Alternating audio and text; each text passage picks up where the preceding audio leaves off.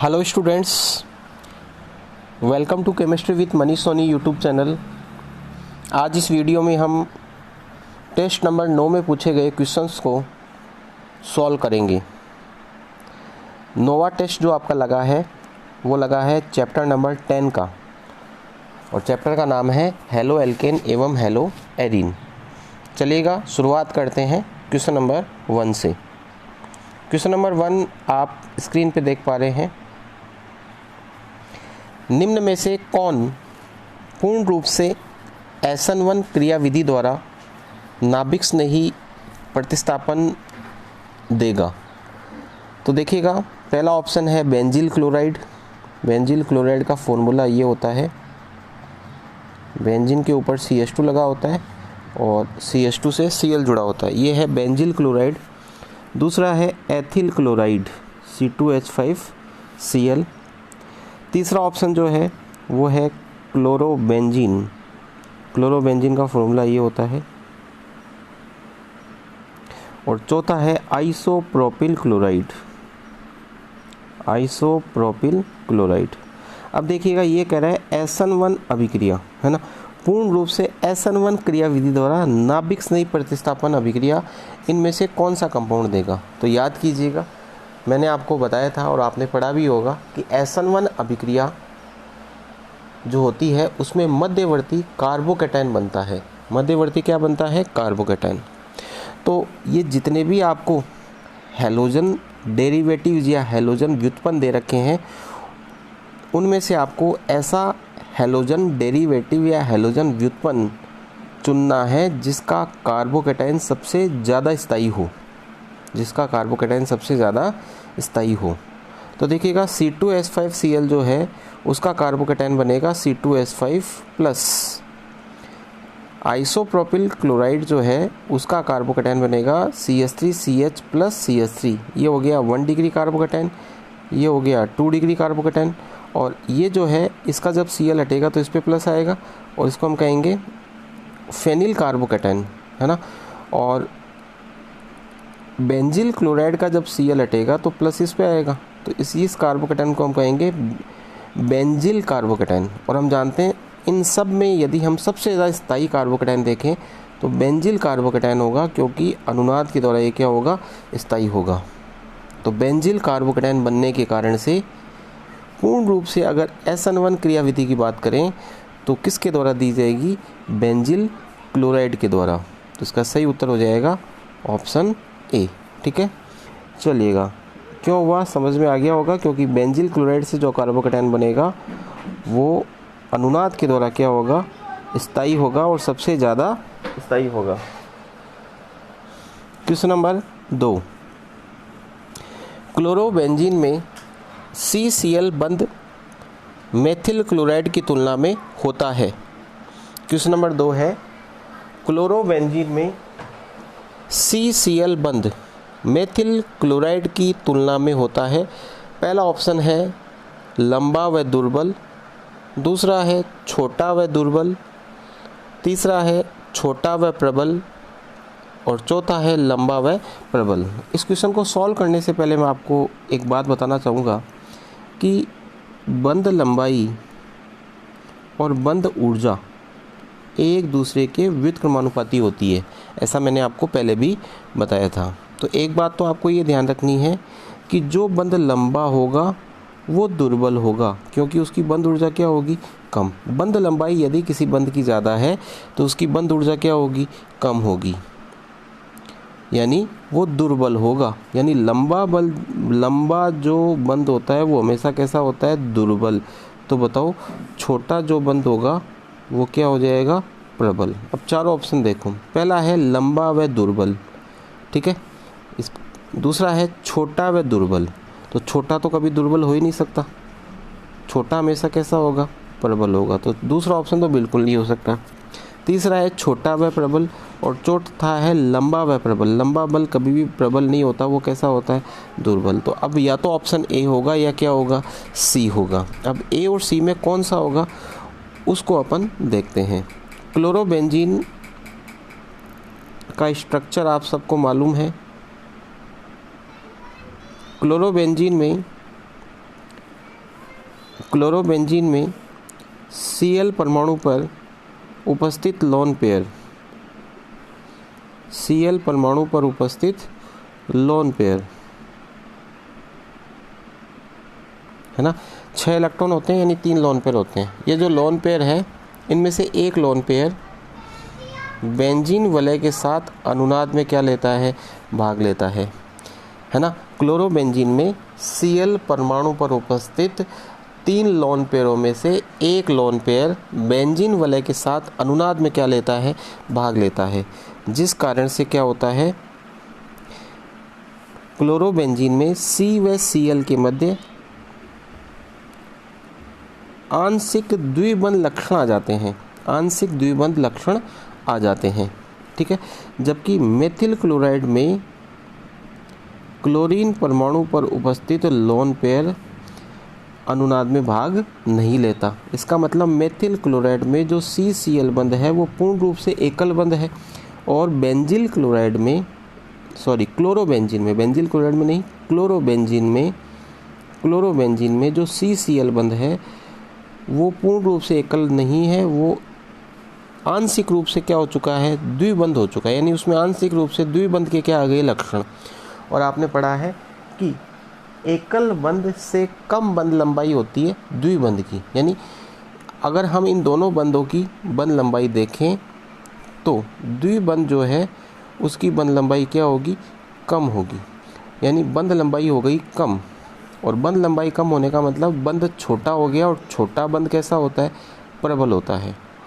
तो क्लोरोबेंजीन में CCl बंध मेथिल क्लोराइड की तुलना में छोटा होगा और प्रबल होगा, छोटा और क्या होगा, प्रबल, क्योंकि क्लोरोबेंजीन में Cl परमाणु के लोन पेयर, Cl परमाणु का लोन पेयर बेंजीन वलय के साथ अनुनाद में भाग लेता है, जिसके कारण से क्लोरोबेंजीन में C व Cl के मध्य आंशिक द्विबंध लक्षण आ जाते हैं, और द्विबंध एकल बंध से छोटा होता है, और छोटा बंध हमेशा कैसा होगा, प्रबल होगा। तो आंसर हो गया C। Question number 3, alkyl halide के क्वथनांक का घटता क्रम है। तो याद कीजिएगा, मैंने आपको बताया था कि क्वथनांक जो होता है वो अणुभार के क्या होता है, समानुपाती, है ना। अब यहाँ पर आप देखिएगा अणुभार बदल रहा है, क्योंकि R तो समान है सब में, है ना। हैलोजन परमाणु अलग अलग है, तो हैलोजन परमाणु की यदि हम बात करें तो आयोडीन का परमाणु भार सबसे ज़्यादा होता है, उससे कम ब्रोमीन का, उससे कम क्लोरीन का, उससे कम फ्लोरीन का। तो जिसमें आयोडीन होगा, जिस एल्किल हैलाइड में आयोडीन होगा, यानी एल्किल आयोडाइड जो होगा उसका अणुभार सबसे ज़्यादा होगा, इसलिए उसका क्वथनांक भी सबसे ज़्यादा होगा। और ऐसा एक ही ऑप्शन है C। तो Ri, फिर RBr, फिर RCl और फिर RF। तो उम्मीद करता हूँ आपके समझ में आया होगा। तो सही ऑप्शन क्या हो जाएगा, C। इसके बाद में हम बात करेंगे क्वेश्चन नंबर 4 की। क्वेश्चन नंबर 4 है, गिग्नार अभिकर्मक का निर्माण निम्न में से किसके साथ Mg धातु की अभिक्रिया करवाकर किया जा सकता है। मतलब इस क्वेश्चन में आपसे पूछा गया है कि गिग्नार अभिकर्मक का निर्माण आप कैसे करेंगे, निम्न में से किसके साथ अभिक्रिया कराओगे मैग्नीशियम धातु की कि गिग्नार अभिकर्मक बन जाए, है ना। तो पहला ऑप्शन है मेथिल एमीन, दूसरा है डाई एथिल ईथर, तीसरा है एथिल आयोडाइड, और चौथा है एथिल अल्कोहल। क्वेश्चन क्या है कि गिग्नार अभिकर्मक का निर्माण निम्न में से किसके साथ Mg धातु की अभिक्रिया करवाई जा सकती है। यानी क्वेश्चन की लैंग्वेज थोड़ी समझ में कम आ रही है, लेकिन इस क्वेश्चन का मतलब मैं आपको बता देता हूँ। सिंपल सी बात है कि गिग्नार अभिकर्मक का निर्माण करने के लिए आप मैग्नीशियम धातु की अभिक्रिया किसके साथ करवाओगे। तो याद कीजिएगा, मैंने आपको बताया था कि Rx की अभिक्रिया जब मैग्नीशियम धातु के साथ करवाई जाती है शुष्क ईथर की उपस्थिति में, तो RMgX बनता है ना। अब यहाँ पे Rx ढूंढो, तो मेथिल एमीन तो होगा नहीं, डाई एथिल ईथर भी नहीं होगा, एथिल अल्कोहल भी नहीं होगा, तो आंसर क्या हो जाएगा, C हो जाएगा। तो क्वेश्चन नंबर 4 का आंसर हो जाएगा C, एथिल आयोडाइड।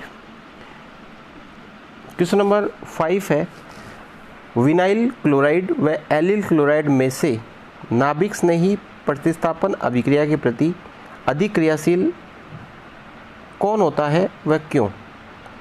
क्वेश्चन है, विनाइल क्लोराइड व एलिल क्लोराइड में से नाभिक स्नेही प्रतिस्थापन अभिक्रिया के प्रति अधिक क्रियाशील कौन होता है? इसमें कौन होगा वह क्यों? तो देखिएगा, विनाइल क्लोराइड जो होता है उसका फॉर्मूला होता है CH2 डबल बॉन्ड CHCl, और एलिल क्लोराइड जो होता है वो होता है CH2 डबल बॉन्ड CH2Cl। तो देखिएगा, विनाइल क्लोराइड जो है उसमें स्वयं में अनुनाद होता है ना, क्योंकि यहाँ पर डबल बॉन्ड और लोन पेयर एकांतर स्थिति पर है। विनाइल क्लोराइड में डबल बॉन्ड और लोन पेयर एकांतर स्थिति पर है, और एकांतर स्थिति पर होने के कारण से Cl परमाणु का लोन पेयर अनुनाद में भाग लेगा, और विनाइल क्लोराइड अनुनाद के द्वारा क्या हो जाएगा? स्थायी हो जाएगा। जबकि एलिल क्लोराइड में ऐसा अनुनाद नहीं है। एलिल क्लोराइड जब अपना Cl त्याग देगा तो कार्बोकैटायन बनेगा, और इसके कार्बोकैटायन में क्या है? अनुनाद। तो आपने ऐसा पढ़ा होगा, मैंने आपको बताया भी था कि जब किसी हैलाइड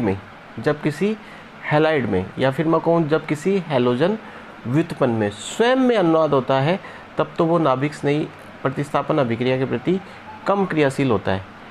लेकिन यदि उस हैलोजन व्युत्पन्न के कार्बोकैटायन में अनुनाद होता है तो वो नाभिक स्नेही प्रतिस्थापन अभिक्रिया के प्रति अधिक क्रियाशील होता है। तो यहाँ पर जो अधिक क्रियाशील होगा वो एलिल क्लोराइड होगा। कौन होगा? एलिल क्लोराइड, क्योंकि एलिल क्लोराइड के कार्बोकैटायन में क्या होता है? अनुनाद, जिस कारण से वो क्या हो जाता है? स्थायी हो जाता है।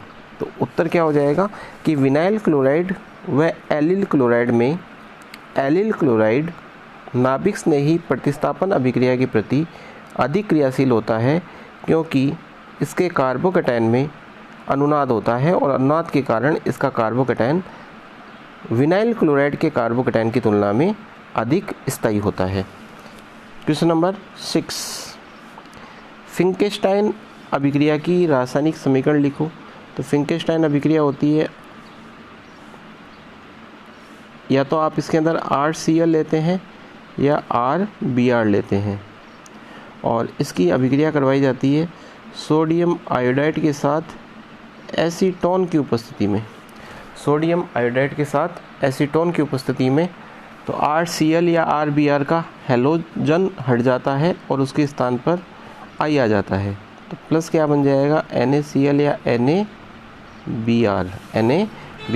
तो यह एक हैलोजन विनिमय विधि है जिसके द्वारा एल्किल आयोडाइड का क्या किया जाता है? निर्माण। तो याद रखिएगा, फिंकेस्टाइन जो अभिक्रिया होती है उससे एल्किल आयोडाइड का निर्माण किया जाता है। फिर है अगला क्वेश्चन, CH3Cl का कक्षक आरेख बनाओ।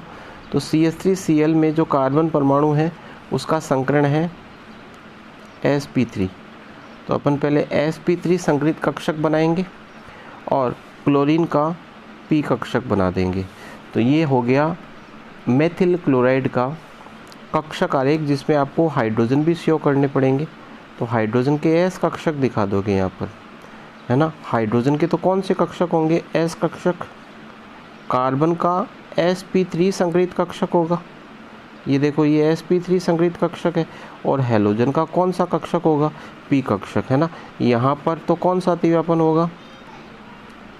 यहाँ पर अतिव्यापन होगा sp3 p अतिव्यापन, यहाँ पर होगा sp3 s अतिव्यापन, यहाँ पर भी sp3 s अतिव्यापन, और यहाँ पर भी sp3 s अतिव्यापन। तो ये हो गया मेथिल क्लोराइड का कक्षीय आरेख। क्वेश्चन नंबर 8, निम्नलिखित एल्किल हैलाइड को SN1 अभिक्रिया के प्रति उनकी अभिक्रियाशीलता के घटते क्रम में व्यवस्थित करो। तो SN1 अभिक्रिया में आप जानते हो कि सबसे ज़्यादा क्रियाशील होता है 3 डिग्री, फिर होता है 2 डिग्री, फिर होता है 1 डिग्री, और फिर सबसे कम क्रियाशील होता है सुपर 1 डिग्री। तो बताइएगा, यहाँ पर सबसे ज़्यादा क्रियाशील हो जाएगा ये, इसमें 3 नहीं लगा हुआ यहाँ पर, इसको ये आपके समझ में आ गया होगा, 3 लगा लेना आप इसके अंदर। तो सबसे ज़्यादा क्रियाशील होगा ये 3 डिग्री एल्किल हैलाइड है, फिर ये 2 डिग्री एल्किल हैलाइड है, फिर ये 1 डिग्री एल्किल हैलाइड और ये सुपर 1 डिग्री एल्किल हैलाइड। तो 3 डिग्री, 2 डिग्री, 1 डिग्री और सुपर 1 डिग्री। समझ में आ गया? तो क्वेश्चन नंबर 8 का आंसर हो जाएगा सबसे ज़्यादा ये हो जाएगा, फिर ये और फिर ये। वापस से बता देता हूँ, सबसे ज़्यादा ये होगा, फिर ये और फिर ये होगा। ठीक है, ये क्वेश्चन नंबर क्या है? 8 है। 9, अब हम बात करते हैं क्वेश्चन नंबर 9 की। एरिल हैलाइड नाभिक स्नेही प्रतिस्थापन अभिक्रियाओं के प्रति कम क्रियाशील क्यों होते हैं?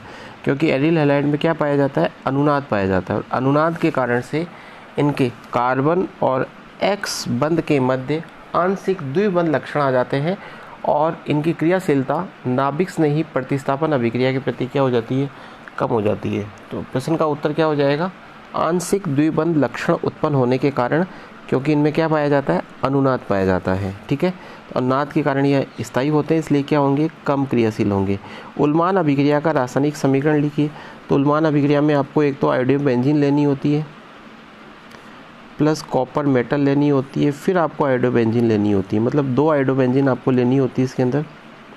ये देखिएगा, ये हो गई आपकी आयोडोबेंजीन के 2 लेने हैं आपको अणु, कॉपर मेटल और बाईफेनिल बन जाता है। क्या बन जाता है? बाईफेनिल प्लस क्या निकल जाएगा? CuI2। इसे कहते हैं उल्मान अभिक्रिया। ठीक है, तो बाईफेनिल बनाने का मेथड है। क्वेश्चन नंबर 11, एल्किल हैलाइड की जलीय KOH से अभिक्रिया करवाने पर अल्कोहल बनता है, जबकि अल्कोहलिक KOH के साथ अभिक्रिया करवाने पर एल्कीन मुख्य उत्पाद के रूप में प्राप्त होती है। कारण बताओ। तो देखिएगा, इसका आंसर क्या होगा कि जलीय KOH जो होता है वो एक दुर्बल क्षार है। कैसा क्षार है? दुर्बल। और अल्कोहलिक KOH जो है वो एक प्रबल क्षार है। कैसा क्षार है? प्रबल। दुर्बल क्षार के साथ एल्किल हैलाइड प्रतिस्थापन अभिक्रिया देगा। कौन सी अभिक्रिया देगा? प्रतिस्थापन। जबकि प्रबल क्षार के साथ एल्किल हैलाइड विलोपन अभिक्रिया देगा। कौन सी अभिक्रिया देगा? विलोपन। तो आप जानते हो, जब प्रतिस्थापन अभिक्रिया होगी एल्किल हैलाइड की, तब तो बनेगा अल्कोहल, है ना। ये हो गया RCH2, सॉरी, जैसे मैं इसको ले लेता हूँ CH3 CH2Cl, और जब जलीय KOH होगा ना, जलीय, तब तो यहाँ से Cl हट जाएगा और इसके स्थान पे कौन आ जाएगा? OH। कौन सी अभिक्रिया होगी? प्रतिस्थापन अभिक्रिया। लेकिन यदि आप अल्कोहलिक KOH लोगे, कौन सा KOH? अल्कोहलिक, तो फिर ये क्या करेगा? बीटा कार्बन से H को हटाएगा और इस बॉन्ड के इलेक्ट्रॉन यहाँ पर, और यहाँ से क्या निकल जाएगा? Cl। तो डबल बॉन्ड आ जाएगा और एल्किन का क्या होगा? निर्माण। तो उत्तर क्या होगा कि अल्कोहलिक KOH के साथ एल्किल हैलाइड विलोपन अभिक्रिया देते हैं, जबकि जलीय KOH के साथ प्रतिस्थापन अभिक्रिया, या फिर मैं कहूँ नाभिक स्नेही प्रतिस्थापन अभिक्रिया देते हैं। क्वेश्चन नंबर 12 है, सैंडमायर अभिक्रिया व गाटरमान अभिक्रिया लिखिए। तो देखिएगा, सैंडमायर अभिक्रिया में हम क्या करते हैं? बेंजीन डाइओजेनियम क्लोराइड लेते हैं और इसकी अभिक्रिया करवाते हैं HCl या HBr के साथ, है ना। HCl के साथ करवाओ तो CuCl2 लेना है, सॉरी Cu2Cl2 लेना है, और HBr के साथ करवाओ तो आपको Cu2Br2 लेना है। तो बताओ क्या बनेगा? यदि आप HCl लेते हो तब तो क्लोरोबेंजीन बनेगा, और यदि आप HBr लेते हो तो ब्रोमोबेंजीन बनेगा। ठीक है, वापस से बता देता हूँ। देखिएगा, सैंडमायर अभिक्रिया में आपको बेंजीन डाइओजेनियम क्लोराइड लेना होता है। इसकी अभिक्रिया या तो HCl के साथ, या आप इसकी जगह HBr भी ले सकते हैं, और अभिक्रिया करवाई जाती है Cu2Cl2 या Cu2Br2 के साथ। तो यहाँ से नाइट्रोजन गैस निकल जाएगी,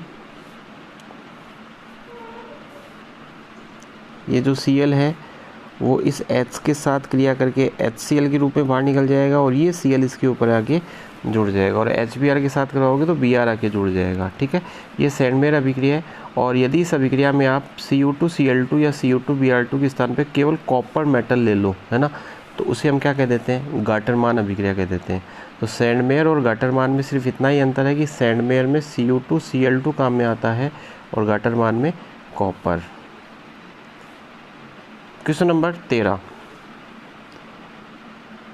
निम्न अभिक्रिया को पूरा कीजिए। पहली अभिक्रिया है CH3CH double bond CH2 plus HBr। तो ये आपका CH3CH double bond CH2 plus अभिक्रिया किसके साथ करवा दी, HBr के साथ। कौन सा नियम लगेगा, मार्कोनिकॉफ नियम लगेगा। एंटी मार्कोनिकॉफ नियम नहीं लगाना है। एंटी मार्कोनिकॉफ नियम तभी लगता है जब HBr के साथ क्या हो, परोक्साइड हो। HBr के साथ क्या हो, परोक्साइड हो, है ना। तो यहाँ पे तो HBr के साथ परोक्साइड आपको दे नहीं रखा, तो मार्कोनिकॉफ नियम लगाएंगे।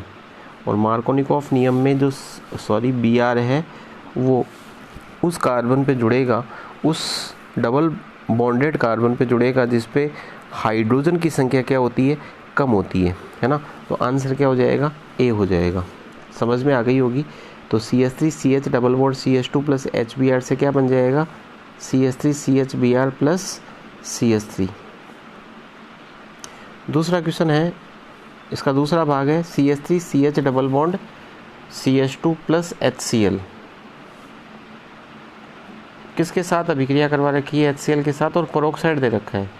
लेकिन यहाँ पर भी कौन सा नियम लगेगा, मार्कोनिकॉफ। क्यों, क्योंकि परोक्साइड तभी काम करता है जब HBr हो, यानी केवल HBr ही परोक्साइड के साथ एंटी मार्कोनिकॉफ नियम दर्शाता है। वापस से समझ लीजिएगा, एक होता है मार्कोनिकॉफ नियम, एक होता है एंटी मार्कोनिकॉफ नियम।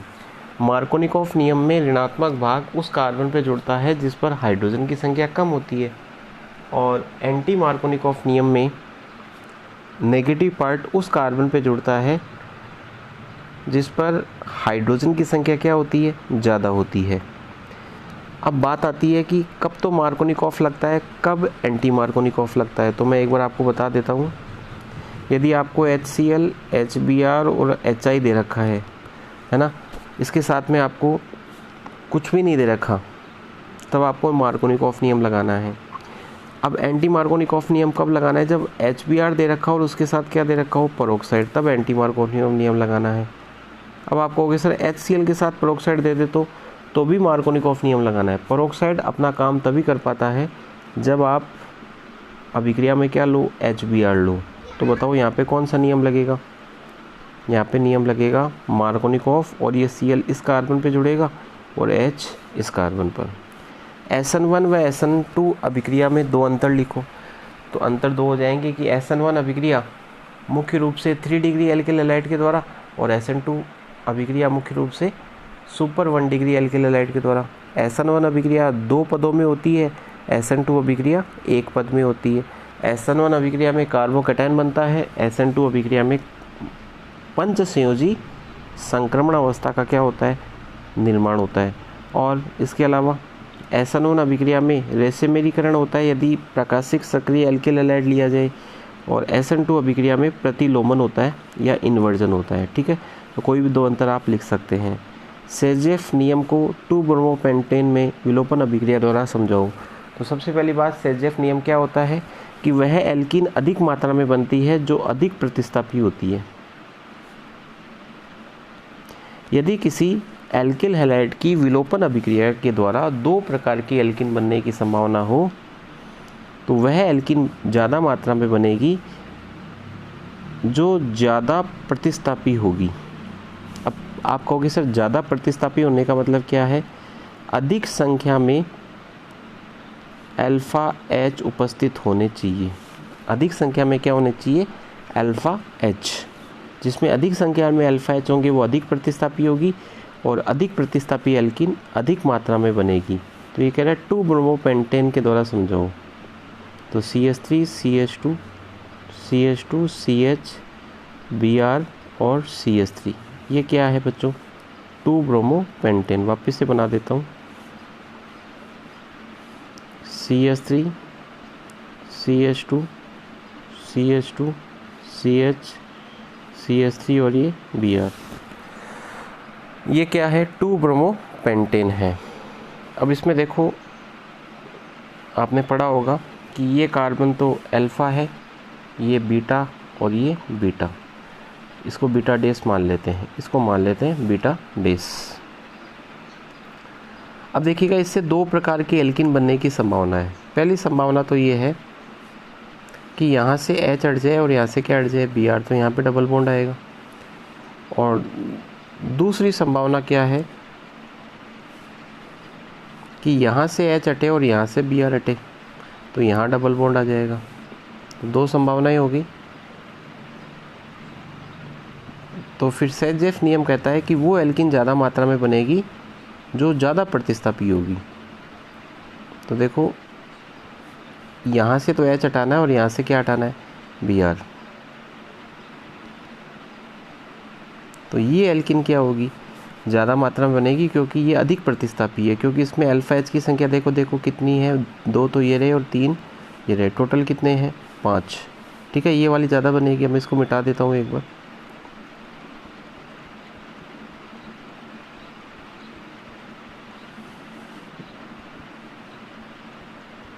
अब कम कौन सी बनेगी कि यहाँ से तो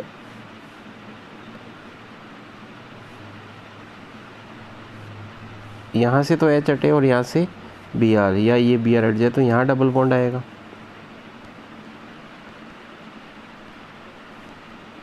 अब इसमें देखो कितने अल्फ़ा H है, केवल 2 ही है, जबकि उसमें 5 थे।